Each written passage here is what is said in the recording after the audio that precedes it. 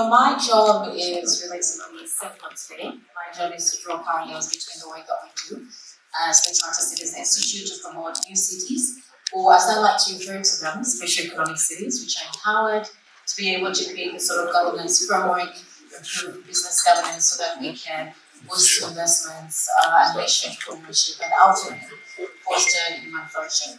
So parallels between new cities and Agenda 2063. I will be demonstrating how new cities can be a path to realizing the Africa that we want as espoused in Agenda 2063. So a good starting point is to set the scene in terms of why do we need new cities. And Curtis Lockhart, Mark, and many other speakers have done a very fantastic job of laying that foundation for us. So at the risk of belaboring what has been discussed quite extensively, I beg your indulgence. I will just quickly make a motivation as to why we need cities. And it's really about the urgency of the times, as demonstrated. The fact that Africa is the youngest, most rapidly urbanizing continent. Our current population of 1.2 billion is expected to double by 2050. We also understand that in terms of the bulk of the proportion, in terms of the increase, 2/3 of this increase in the overall population will at best be absorbed into well-functioning productive cities that are able to unleash human flourishing, or at worst, they will be absorbed into slums. So just to bring your attention to the graph on the on your far right. So basically what we see is that over the years, there's been a decrease in the extent of urbanites who are living in informal settlements. But notwithstanding the decrease, what we observe is a significant proportion, about 50% of urbanites are still living in informal settlements. And this is very problematic in the sense that, well, we do know the challenges that informal settlements bring. Just to be a little bit more illustrative, this is an informal settlement in Zambia. We can see the challenges in terms of the poor water sanitation facilities, which means we're increasing or exacerbating the risks of waterborne diseases. Beyond that, if we think about congestion, case of Lagos, the implications in terms of productivity, the loss in productivity. If we think about some of the downsides that Mark Blatter also alluded to, an interesting fact about Africa's urbanization, as I mentioned earlier, is that we are a very young continent. So there's a huge youthful productive population that is looking for economic opportunities, looking to be put to good use, looking for jobs. And just to contextualize it, by 2030, about 30 million young people will be absorbed into the labor force. And by 2035, the working age population will expand by about 70%. So this is huge in terms of implications regarding the demand for employment, and not just any kind of employment. We're talking about productive employment that is able to lift millions out of poverty. And if we don't address this problem, we know there will be increased risks of crime. Beyond that, it would be wonderful to see migration not being driven by desperation, but by choice. So how do we create opportunities so that young people, and not just young people, but people from Africa stop looking for better opportunities, particularly in the global south. I beg your pardon, in the global north. All right, so now moving on to Agenda 2063. Agenda 2063 is basically Africa's blueprint for our long-term economic development. Essentially what we are aspiring for is to have, there we go. What we're aspiring for is that by 2063, we should have an Africa that is integrated, that is prosperous, that is peaceful, driven by its own people, and where we see a role for cities in terms of unleashing economic potential, in terms of being able to exploit our culture, where we can see Africa having a greater impact on the global stage. With this aspiration, it is espoused in 7 aspirations. I beg your pardon, for lack of a better word. Agenda 2063 basically can be summed up by 7 aspirations. First aspiration is to have a prosperous Africa that is based on inclusive and sustainable development. So what do we mean? Not leaving anyone behind. Making sure that young people, women-led businesses are included in this development. Raising incomes, can we see some upward mobility? How do we ensure that we provide the sort of productive jobs that are needed to alleviate poverty? How do we provide for an Africa that is skilled, that is educated? How do we provide for an Africa that basically improves living standards, where incomes are rising and we see Africa transitioning to be a prosperous continent? The second aspiration is really about being integrated, politically united, driven by ideals of Pan-Africanism, driven by this vision of having some sort of African renaissance. Beyond that, we're also looking at aspiration 3, where we have good governance. And we've spoken a lot about good governance. Good governance is a key determinant of economic progress. If you follow some of the work on why nations fell, we do know that business governance in particular, being able to have rule of law to enforce contracts, being able to protect property rights, are all critical to stimulating investments and ultimately economic development. Beyond that, we are looking at having a peaceful and secure Africa. And I have to say, a prosperous Africa means that we're more likely to be peaceful. Beyond that as well, our aspiration is to have an Africa with a strong cultural identity, common heritage. Moving on to aspiration 6, we're looking at an Africa, as I mentioned earlier, that is very inclusive, where young people, women are put to productive use. And also, lastly, where we can have a greater say in global affairs, where we can move up the various global value chains, where we can be a very strong partner. And Agenda 2063 does not end here, so it has a number of sub-goals, a number of priorities, and my job now is to basically give you the state of play in terms of where we are. So regarding overall governance, what we've seen over the past decade, the Bretton Woods institutions have been pushing for good governance. There have been a lot of initiatives, measures to improve governance in many African countries. But in terms of the results, stagnation, decline in measures of good governance, as you can see, very little improvement over the past 2 decades. When we look at the more Ibrahim governance index as well, we're very far from the frontier. So a lot of efforts to improve governance have not yielded the sort of outcomes that we've been hoping for.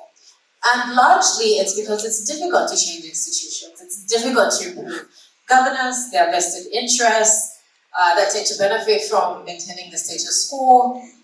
Very little progress in terms of controlling corruption. So how do you deal with this? And this makes a case for new cities, where you would not have to worry about vested interests, starting on a clean slate, to be able to improve governance and create the sort of enabling environment needed to foster human flourishing. Moving on, if you look at industrialization, this is the cornerstone of Africa's transformation. Mark Latter talked about urbanization without industrialization. If we look at countries, the West, that have developed, industrialization has been key to that economic transformation. So moving from rural agrarian activities into higher productivity, activities in manufacturing. So increase in manufacturing value added. But if we look at the state of play in Africa, our story of industrialization is largely that of premature deindustrialization. I have to mention that deindustrialization is an inevitable phase of development, but the challenge with Africa's deindustrialization is that it happened at much lower levels of income. So right now, currently, we're hovering at about $1,500 when it comes to per capita growth.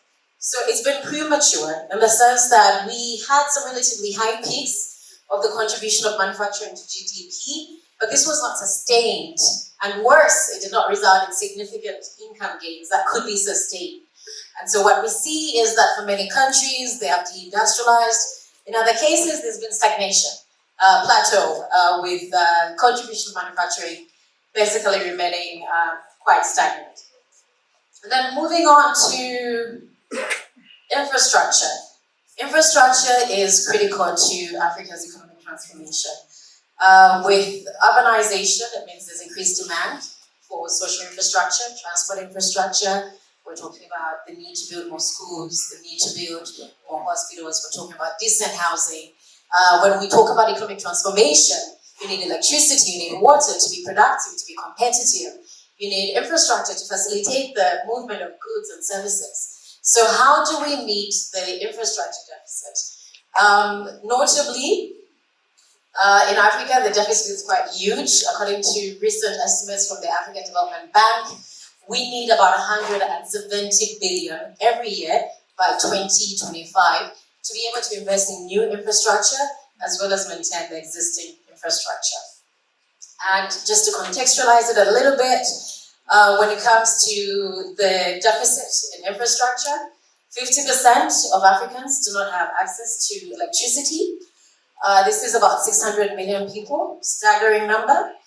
Only 35% have access to internet.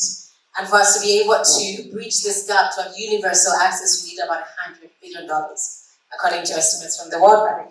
Beyond that, if we look at just having access to safe drinking water, only 31%.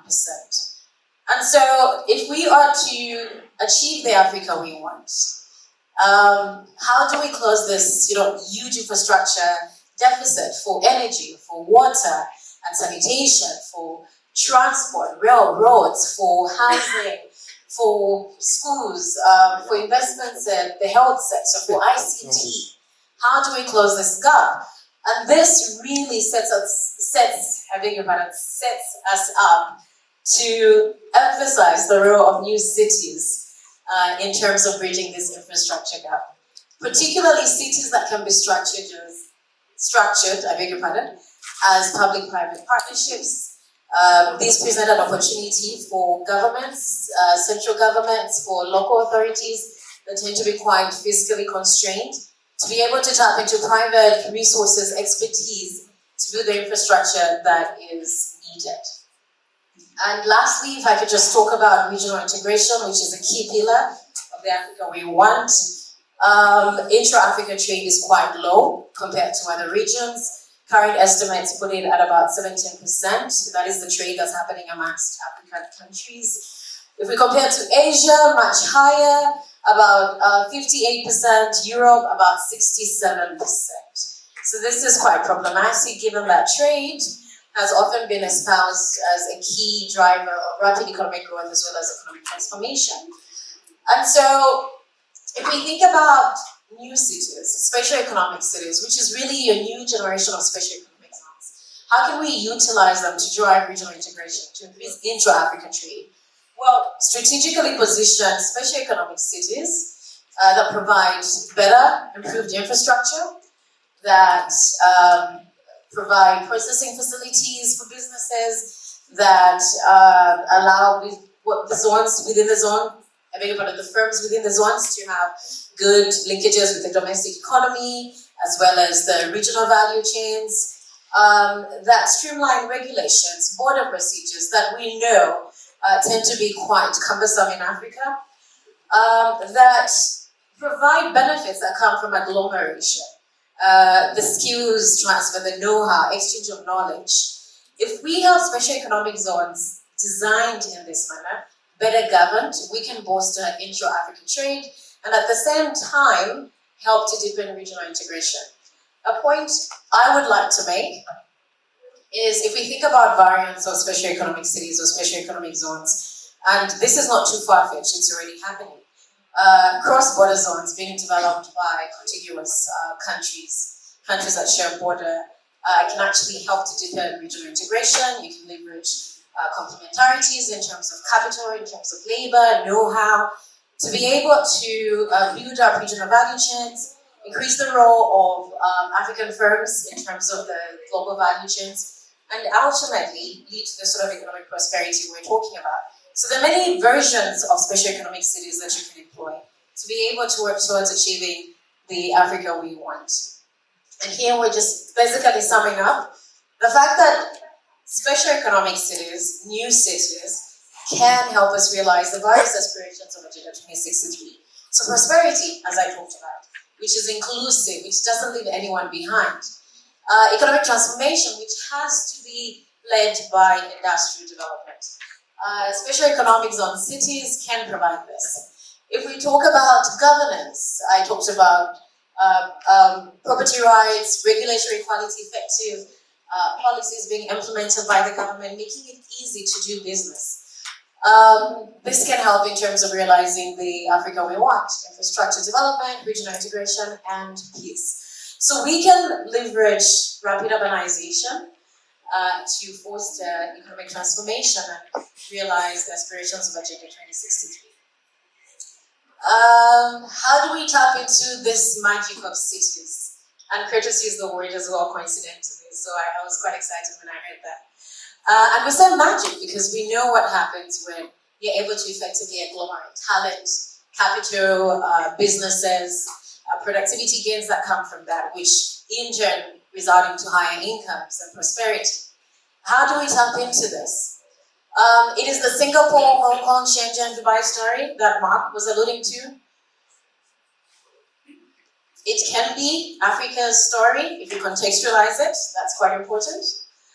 And there's already evidence of this. Recent work by the OECD, FDB is showing that there's some bright spots in Africa. There's some cities that are already contributing quite significantly to GDP per capita growth, that are contributing to rising wages, that are contributing to better educational outcomes, that are also contributing to better infrastructure, service provision, and we can only imagine the sort of impact the cities will have if we address the current hurdles or rigidities to economic transformation. So lastly, what is a continental framework for the next generation of special economic zone in Africa? What would it look like? It would aim to address some of the key aspirations of Agenda 2063. We're talking about improving governance, taking decisions to the local level, allowing these special economic zones to be a bit more effective.